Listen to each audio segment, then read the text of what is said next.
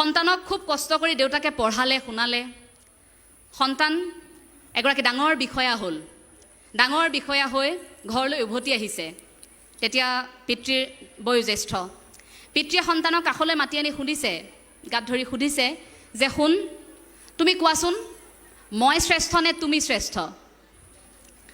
তেতিয়া সন্তানে কৈছে যে দেউতা মই শ্ৰেষ্ঠ আচৰিত হৈ গ'ল দেউতাক যে পিতৃৰ সন্মুখত যেতিয়া সন্তানে ক'ব পাৰিছে যে মই শ্ৰেষ্ঠ দেউতাকে দুখ পাইছে লগে লগে দেউতাক অকণমান দূৰ চিটিকি গৈছে পুত্ৰৰ উত্তৰটো শুনি সন্তানৰ সেই উত্তৰটোৱে তেওঁক বুকুত আঘাত কৰিছে আকৌ এবাৰ সুধিছে অকণমান দূৰলৈ গৈ যে আকৌ এবাৰ কোৱাচোন শুন তুমি সঁচাকৈয়ে কৈছানে তুমি শ্ৰেষ্ঠ বুলি তেতিয়া সন্তানে কি উত্তৰ দিছে জানেনে যে নহয় দেউতা এতিয়া কিন্তু মই শ্ৰেষ্ঠ নহয় এতিয়া তুমি শ্ৰেষ্ঠ কিয় ক'লে জানেনে এই যে প্ৰথম প্ৰশ্নটো সুধোতে পিতৃৰ হাতখন পুত্ৰৰ কান্ধত আছিল কান্ধত থকাৰ অৱস্থাত যেতিয়া সুধিছিল যে শুন কোৱা কোন শ্ৰেষ্ঠ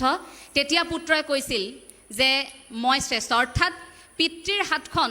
যেতিয়ালৈকে তেওঁৰ কান্ধত আছিল তেতিয়ালৈকে তেওঁ শ্ৰেষ্ঠ বুলি ভাবিছিল আৰু যেতিয়ালৈকে পিতৃ মাতৃৰ সেই হাতখন সাহসৰ হাতখন আমাৰ কান্ধত নাই আমি শূন্য আমি শ্ৰেষ্ঠ হ'ব নোৱাৰোঁ গতিকে সেই বিশ্বাসটো অন্ততঃ মা দেউতাৰ প্ৰতি ৰাখক আপোনাক যদি মায়ে কিবা এটা কাম কেতিয়াবা নকৰিবলৈ কৈছে তাত যুক্তি দি মাৰ মনত আঘাত কৰাকৈ অন্ততঃ সেই কথাখিনি বুজিবলৈ চেষ্টা কৰক কাৰণ পিতৃ মাতৃয়ে কোৱা প্ৰতিটো কথাৰ আঁৰত কিবা নহয় কিবা এটা উদ্দেশ্য থাকে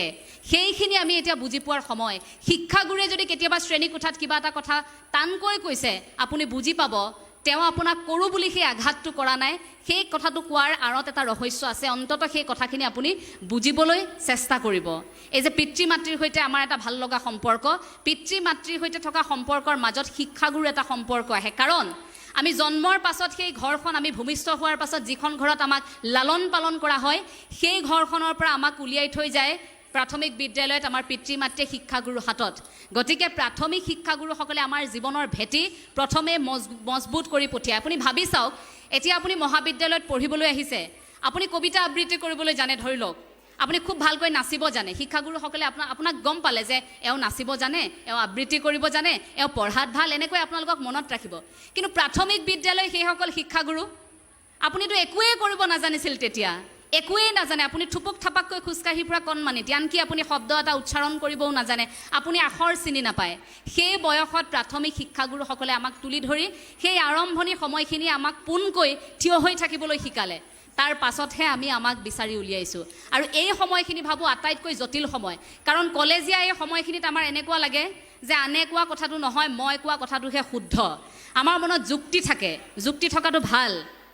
যুক্তিৰে আপুনি কিবা এটা কথা জানিবলৈ হেঁপাহ কৰিছে জিজ্ঞাসা আছে আপোনাৰ মনত স্পৃহা আছে সি আপোনাক আগুৱাই নিব কিন্তু অযথা কথাত য'ত আপোনাৰ যুক্তিৰ প্ৰয়োজন নাই সেই কথাত যদি যুক্তিত লাগি আপুনি ভাবি থাকে যে মইহে শুদ্ধ সেই মই বৰ কথাটোৱে কিন্তু আপোনাক শেষ কৰি দিব মই জানো এইটো মোৰ আত্মবিশ্বাস কিন্তু কেৱল মইহে জানো মোৰ বাহিৰে পৃথিৱীত কোনেও নাজানে সেইটো অহংকাৰ গতিকে কেৱল মইহে জানো এইটো নহয় আমি জানো আমি শিকিবলৈ চেষ্টা কৰিছোঁ বা আপুনি ক'ব পাৰে যে আপুনি একো নাজানে মইতো বিচাৰোঁ যে মহাবিদ্যালয়ৰ ভিতৰত আপোনালোকে যেতিয়াই প্ৰৱেশ কৰে একো নাজানো হৈ আহিব তেতিয়া আপোনালোকে ইয়াৰ পৰা ইমানবোৰ বুটলি নিব পাৰিব যে যি বুটলি নিয়া সকলো সম্পদে আপোনাৰ গোটেই জীৱনটোত সহায় কৰিব ছাত্ৰ ছাত্ৰীসকলক অন্ততঃ সেইখিনি অনুৰোধ জনাম এওঁ তাক দেউতাকৰ স্থানত ৰাখে আৰু এওঁ পুতেকৰ স্থানত আৰু গৰিমাক মই মোৰ ছোৱালী বুলি কওঁ সেইকাৰণে শ্ৰাদ্ধৰ চিঠিখনত গৰিমা গাৰ্গ জীয়ৰী আৰু জুবিন গাৰ্গ পুত্ৰ বুলি আহোঁতে প্ৰেছৰ পৰা ফোন কৰিছে যে এইটোতো চবেই জানে গৰিমা গাৰ্গ জুবিন গাৰ্গ এইটো তাৰপিছত মোৰ ল'ৰাই ক'লে নহয় দেউতাই যেনেকৈ কৰিছিল তেনেকেই থাকক কাৰণ তাইক মঞ্চত এওঁ লাইফ টাইম এচিভমেণ্ট পাইছিল গোলাঘাটত তাইকো লৈ গৈছিলোঁ মঞ্চত তেওঁ চিনাকি কৰি দিছে এইজনী মোৰ ডাঙৰ ছোৱালী আৰু মোৰ ছোৱালী কৈছে এই মোৰ সৰু ছোৱালী তাৰপিছতে যেতিয়া ঢুকোৱাৰ এসপ্তাহমানৰ আগতে মোক ক'লে আসামত বৰ ডাঙৰ সিদ্ধান্ত এটা লৈছোঁ